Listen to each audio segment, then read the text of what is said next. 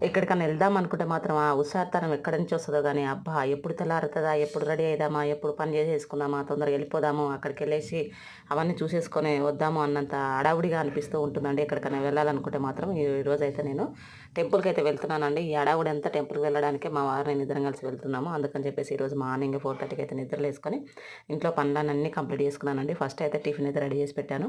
ఆ తర్వాత అయితే ఇక దేవుడి దగ్గర ఆహ్, అలంకరణ అయితే చేసుకున్నాను. తులసమ్మ దగ్గర గూడా ఇలా పసుపు కుంకుమలతోటైతే అలంకరణ అయితే చేసుకొని, ఫస్ట్ అయితే ఇగ నేను పసుపు రాసుకోవడం అయితే నాకు అలవాటండి. రోజు మార్నింగ్ అయితే అదే పూజ చేసేటప్పుడు ఇంగ పసుపంతా రాసుకొని నేనంతా రెడీ దేవుడికి ఎలా అయితే అలంకరణ చేసుకుంటానో నేను గూడా కొంచెం అయితే అలానే బొట్టు అంతే పసుపు, కుంకుమ అలా పెట్టుకుంటాను.